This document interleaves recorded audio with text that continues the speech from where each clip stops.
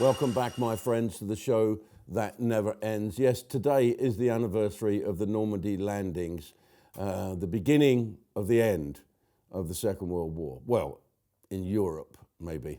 It took a couple of atomic bombs to end the war in Japan. Yes, and I wonder how many people actually remember that it is that day today. Do the young people know? I make a joke about this, but it's quite true. I spoke to a couple in the front row of a show, and she must have been 25 years of age. She had the drawn-on eyebrows and the eyelashes like fucking ironing boards, and lips like a 12-seater rib. Well, it wasn't actually like a rib, rigid inflatable boat, because it didn't have illegal immigrants in it. Mind you, she did not know anything about the war. She didn't know who Churchill was. And I had to point out to her, jovially, of course, that Churchill was the last white man called Winston. That really made her day. Anyway, I wonder how many people went to any celebrations, how many people are going to have a thought today for the young men that gave their life fighting on the beach. I thought that display in Portsmouth last night was sensational. And how they do that thing with those drones flying is just unbelievable. It's surreal.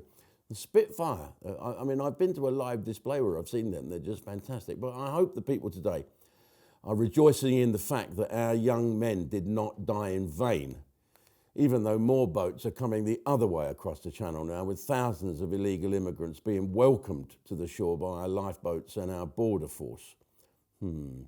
Yeah. How different that was. I suppose that's where the similarity ends, really. The migrants coming up the beach in Dover do not get shot at, do they? And they don't need passports. Well, nor did the brave men of Britain, America, and the Commonwealth. And of course, the old Frenchmen, they didn't need passports. The difference between the two events, in 1944, the people that were already ashore were fighting back to repel the invading forces. We just welcomed them with open arms and give them a cup of tea and take them to a nice hotel somewhere. And if you think it's bad now, you just wait till we have a change of government, and then you'll see the true colours of Keir Starmer and his lefty mob that want to welcome everybody. They're quite happy. Mayor Khan and everyone is quite happy with the fact that Britain is changing colour and changing its way of life, really. There's no other way to look at it. And it's tragic. There's reports today even of a dinghy capsizing with 80 people in it. You know, 80 people in a dinghy, that's some dinghy. And apparently the engine conked out midway across the channel and they put out a Mayday call. Now, listen, I'm a captain of a ship. I know how complex that can be. So how did they know what to do? What channel to use? What to say? Did they speak English? I suppose they did, yeah. And where was their equipment to do it? It's reported in the paper today that the French and British Coast Guards and various vessels from both countries rushed to assist them. Here we are. Here we go. We'll look after you. Don't worry. Okay, Britain, you have them, Britain. Now we are finished with them here. It's your side of the water. You take them. Let them fuck your country up. We're keeping ours as it is.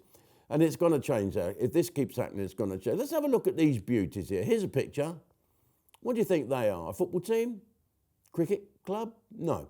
They're a grooming gang who have been found guilty of rape and sexual assault of girls under the age of 16. And yes, you've guessed it, they were from Rotherham. Well, when we go over to Ustream, I'm going to talk about Nigel Farage and that stupid cow who threw the milkshake at him. We've got some pictures of her as well, what she really looks like. But I want to leave you with a story of a private medical insurance. Now, you know I crack on about private medicine and the NHS are pretty much bloody useless. I believe in private medicine if you can afford it. If you can't afford it, there is insurance. And I told you a couple of weeks ago that I had a bad shoulder and I went to have an injection. It was 560 quid to have this injection. And I said, I've got to have it now. And Aviva, the people I was with, said, oh, no.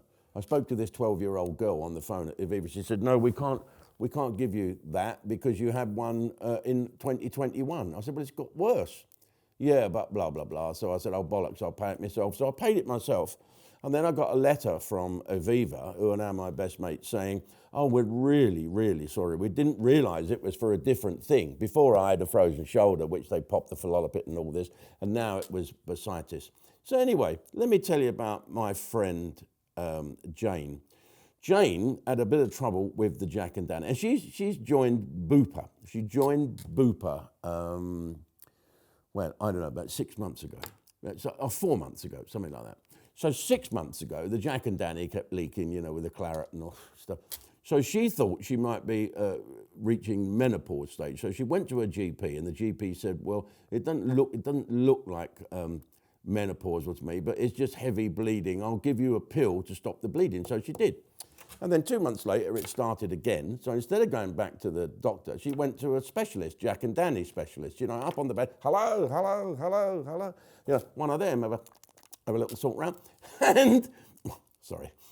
And they said, oh no, you've got fibroids and you're going to have an operation. So we sent off to Bupa. This is the lovely Bupa, the grandfather of all medical insurance. And they said, oh, you know about that. I said, well, hang on, we can't hang about. So I said to her, you just go and have it done. She phoned me and said, what do you think?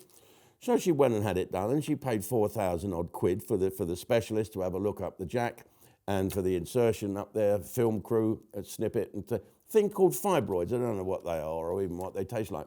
But she had this fibroid taken out and went to Bupa and said, right, £4,600 I paid here. Can you pay for this? Oh, no. Why? Well, you had the symptoms before you joined Bupa. Well, I didn't know what they were. She said, I didn't know what they were. They weren't diagnosed. Yeah, but you still had the symptoms before you joined her. So, Bupa, answer me this, will you? Or someone tell me this. Leave it in the comments. Let's just say that I joined Bupa 1 year ago. 5 years ago, I started to have symptoms. Let's say, what have I got? Bad stomach. I had the terrible shits. Okay, 5 years ago. And the doctor said, oh, we don't know what that is. You're eating too much chocolate. Blah, blah, blah. And then a year after I joined Bupa, it's still going bad. So I went to see a specialist and I said, I'm afraid you've got cancer. Oh, for fuck's sake, no. Yeah, you'll have to have an operation. Oh, Bupa, I've got to have a cancer operation. Why is that? Well, I've got cancer in my stomach. Well, you must have had them symptoms years ago. Yeah, I know, but I didn't know about them, and they weren't diagnosed. It's not the point, you see, sir. Oh, no, very tricky. You must have had that before you joined us. It's unbelievable.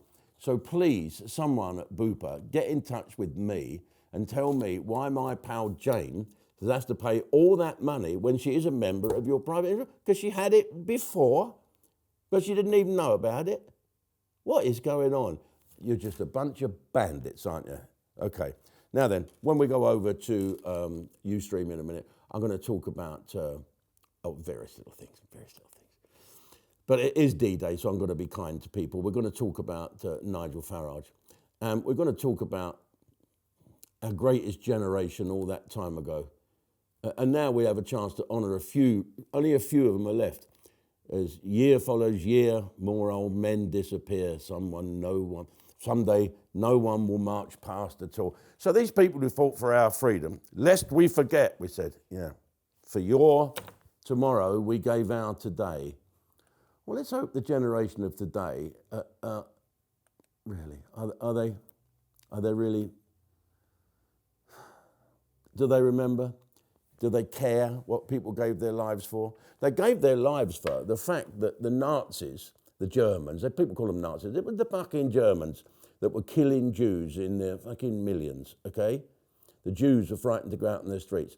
Look at our country now. Jewish people are frightened to go out. I'm going to be talking about some Jewish rabbi that was working in Leeds University. He's had to come home because he's had death threats.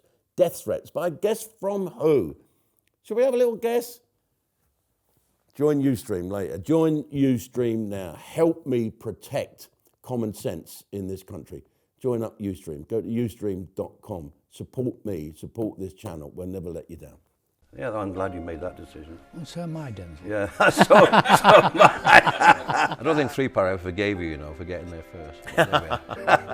And he said, you sunk my dad's ship. Yeah, it was So, fine. so essentially, that's the first shots of the Falklands War. Sailors like their chips, don't they? Oh, certainly do. I've peeled some of them. Yeah. Got parachuted into the sea, 200 miles northeast of the Falklands, just as it was getting dark. I mean, We were glued to the radio waiting for the news to actually officially break. Yeah. 42 years ago, the Falklands War was at its height. Denzel Connick, a Falklands veteran himself from 3 Para, talks to other veterans about what it was like and how it affected them. Watch it now on Pull Up a Sandbag on Ustream.